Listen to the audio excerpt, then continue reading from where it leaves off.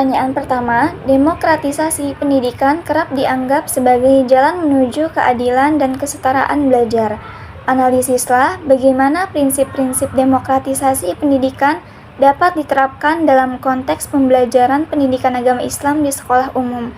Lalu, evaluasilah tantangan utama dalam penerapannya di era digital saat ini. Demokratisasi pendidikan dalam pembelajaran PAI di sekolah umum diterapkan dengan memberikan hak belajar yang setara tanpa memandang latar belakang sosial, gender, maupun akademik siswa.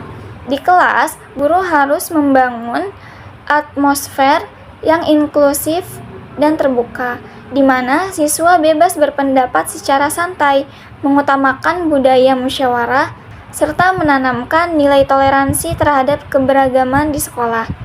Namun, implementasinya di era digital menghadapi tantangan berat, seperti kesenjangan akses teknologi antar siswa dan risiko paparan paham keagamaan ekstrim yang tidak moderat dari internet. Selain itu, ketergantungan pada gawai turut mengikis interaksi langsung yang krusial bagi penanaman moral dan keteladanan. Oleh karena itu, kunci keberhasilan demokratisasi PAI saat ini terletak pada pemerataan akses digital serta penguatan literasi digital dan moderasi beragama agar siswa mampu memilah informasi keagamaan secara kritis dan bertanggung jawab. Pertanyaan kedua, Ibnu Khaldun memandang pendidikan sebagai proses bertahap yang memperhatikan aspek akal dan adab. Sintesiskan konsep pendidikan Ibnu Khaldun tersebut dengan model pembelajaran PAI berbasis kurikulum merdeka. Bagaimana Anda akan mengaplikasikan sintesis ini dalam rancangan pembelajaran PAI di kelas menengah pertama atau SMP? Jawabannya, konsep pendidikan Ibnu Khaldun yang menekankan proses bertahap antara aspek akal dan adab sangat selaras dengan kurikulum merdeka yang berpusat pada siswa, serta berfokus pada keseimbangan kompetensi dan karakter. Aplikasinya di kelas SMP pada materi kejujuran dilakukan secara berjenjang. Pembelajaran dimulai dari pemahaman konsep dasar dan dalil untuk menstimulasi aspek akal atau kognitif, dilanjut dengan diskusi kontekstual mengenai contoh nyata di kehidupan sehari-hari. Selanjutnya, aspek adab atau karakter diaktualisasikan melalui proyek sederhana berupa pengisian jurnal refleksi praktik kejujuran selama 1 minggu. Melalui sintesis bertahap ini, pembelajaran PAI di SMP menjadi lebih relevan, bermakna, dan efektif dalam mencetak generasi yang tidak hanya cerdas secara intelektual, tetapi juga berakhlak mulia sesuai capaian kurikulum merdeka. Pertanyaan yang ketiga, Kiai Haji Ahmad Dahlan menekankan pentingnya integrasi ilmu agama dan sains dalam pendidikan. Evaluasilah relevansi pandangan ini dalam menghadapi tantangan dekadensi moral di kalangan pelajar saat ini. Selanjutnya, jelaskan satu desain pembelajaran PAI yang mencerminkan semangat integratif tersebut. Jawabannya, gagasan Kiai Haji Ahmad Dahlan tentang integrasi ilmu agama dan sains sangat relevan untuk mengatasi dekadensi moral pelajaran saat ini, seperti maraknya perundungan dan penyalahgunaan media sosial akibat perkembangan teknologi yang tidak diiringi penguatan spiritual. Melalui penyelarasan iman, ilmu, dan amal, sains yang dipelajari siswa akan memiliki dasar moral agar digunakan secara bertanggung jawab. Desain pembelajaran yang mencerminkan semangat integratif ini adalah project-based learning pada materi menjaga lingkungan sebagai amanah Allah. Pembelajaran diawali dengan mengkaji ayat Al-Quran tentang lingkungan, aspek agama, lalu siswa melakukan riset ilmiah dengan mengukur volume sampah harian di sekolah atau aspek sains, dan diakhiri dengan pembuatan proyek kampanye digital berupa poster atau video edukasi. Pendekatan ini berhasil memadukan pemahaman teologis dengan keterampilan berpikir kritis dan aksi nyata yang berakhlak mulia. Pertanyaan yang keempat, Kiai Haji Hasyim Asy'ari menekankan pentingnya akhlak dalam pendidikan dan sikap tawadu terhadap guru. Analisislah pemikiran ini dalam konteks pengembangan karakter siswa dalam pembelajaran PAI. Bagaimana penerapan nilai-nilai ini dapat mengatasi krisis keteladanan guru di era modern? Jawabannya yaitu pandangan Kiai Haji Hasyim Asy'ari tentang pentingnya akhlak dan sikap tawadu sangat relevan dalam membentuk kepribadian positif siswa melalui pembelajaran PAI. Di era modern, kemajuan teknologi memicu krisis keteladanan karena guru bukan lagi satu-satunya sumber informasi yang seringkali mengikis rasa hormat siswa terhadap pendidik. Sebagai solusinya, penerapan nilai kemuliaan akhlak ini menuntut adanya hubungan timbal balik yang harmonis. Siswa dibiasakan beradab dan menghargai otoritas ilmu keagamaan, sementara guru dituntut mengembalikan wibawanya dengan menjadi teladan hidup baik dalam perkataan maupun perbuatan.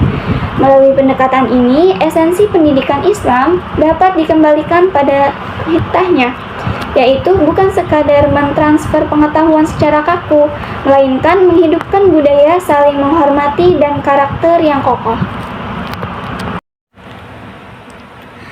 Pertanyaan yang kelima, Ahmad Hasan dari Persatuan Islam Persis menekankan pentingnya purifikasi ajaran Islam melalui pendidikan yang berbasis pada Al-Quran dan Hadis. Analisislah pemikiran ini dalam konteks kurikulum pendidikan agama Islam saat ini. Apakah pemikiran tersebut lebih mendukung konservatisme atau reformisme dalam pendidikan? Dan berikan argumentasi Anda. Jawabannya, pemikiran Ahmad Hasan dari Persis mengenai purifikasi ajaran Islam berdasarkan Al-Quran dan Hadis berperan sebagai jangkar teologis untuk menjaga otentisitas akidah siswa dari praktik TBC, yaitu takhayul, bid'ah, dan kufarat. Di dalam filsafat pendidikan, gerakan pemurnian ini tidak mendukung konservatisme kaku, melainkan condong pada reformisme pendidikan. Argumentasi utamanya adalah keberanian beliau mendobrak status quo pendidikan tradisional yang kaku melalui penolakan terhadap sikap taklid dan dorongan kuat untuk berijtihad dengan mewajibkan verifikasi dalil langsung ke sumber primer. Kurikulum bertransformasi dari yang semula memosisikan siswa sebagai konsumen pasif informasi menjadi pemikir aktif dan mandiri. Karakter anti-taklid ini sangat sejalan dengan tuntutan kompetensi berpikir tingkat tinggi dan metode inquiry dalam kurikulum modern saat ini. Pertanyaan nomor 6, ontologi, epistemologi, dan aksiologi merupakan 3 pilar dalam filsafat pendidikan Islam. Buatlah sintesis hubungan antara ketiganya, lalu analisislah bagaimana ketiganya dapat digunakan sebagai landasan dalam menyusun visi dan misi program studi pendidikan agama Islam. Jawabannya, pilar ontologi, epistemologi, dan aksiologi wujud sebagai kesatuan triad filsafat pendidikan Islam yang saling bertautan secara fungsional. Secara ontologis, fokus diarahkan pada hakikat penciptaan manusia sebagai Abdullah dan Khalifah. Konsepsi ini menjadi acuan bagi aspek epistemologi dalam merumuskan metodologi perolehan ilmu yang menyelaraskan nalar rasional empiris dengan otoritas wahyu melalui pendekatan bayani, burhani, dan irfani. Khasanah keilmuan tersebut kemudian diaktualisasikan secara aksiologis sebagai kompas etis agar pemanfaatan ilmu bermuara pada pembentukan akhlak mulia dan kemaslahatan rahmatan lil alamin. Dalam rangka praktis, integrasi triad ini menjadi landasan filosofis penyusunan visi dan misi prodi PAI. Dimensi ontologis melandasi perumusan visi terkait karakteristik, ideal, profil lulusan. Dimensi epistemologi dioperasionalkan ke dalam misi pembaruan kurikulum serta riset yang mempertemukan ilmu syariah dengan sains modern, sementara dimensi aksiologi diterapkan pada misi pengabdian masyarakat untuk mengejawantahkan nilai profetik dan moderasi beragama di ruang publik. Pertanyaan nomor 7. Syekh Naqib Al-Athos memperkenalkan konsep ta'dib sebagai orientasi utama pendidikan Islam. Evaluasilah konsep ini dalam perbandingannya dengan tujuan pendidikan nasional. Bagaimana konsep ini dapat diterapkan dalam penyusunan RPP pada mata pelajaran pendidikan agama Islam? Jawabannya, konsep ta'dib Syekh Muhammad Naqib Al-Athos menempatkan pembentukan manusia beradab sebagai poros utama pendidikan Islam. Konsep ini memiliki titik temu substantif dengan tujuan pendidikan nasional Undang-Undang Nomor 20 Tahun 2003 dalam hal penguatan dimensi spiritual dan karakter mulia.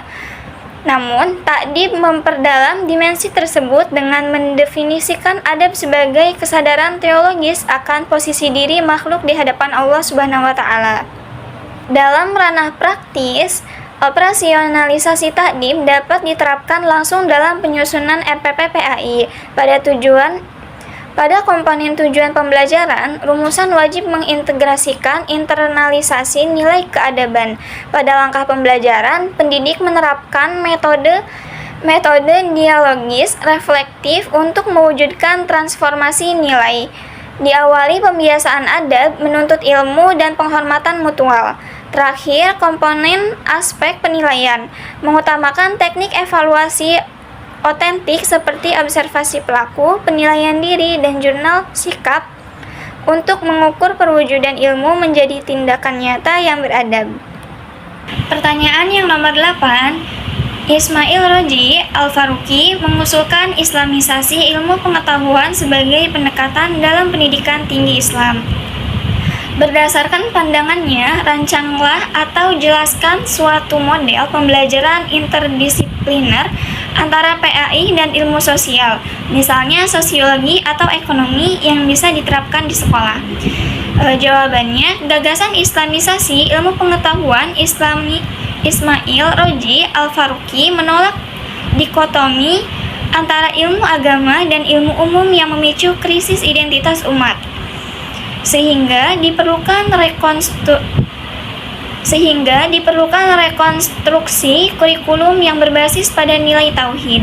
Di jenjang sekolah, gagasan ini diimplementasikan melalui model pembelajaran interdisipliner berupa proyek integrasi sosiologi PAI pada materi masalah sosial dan keadilan sosial, menggunakan skema Project Based Learning atau PJBL.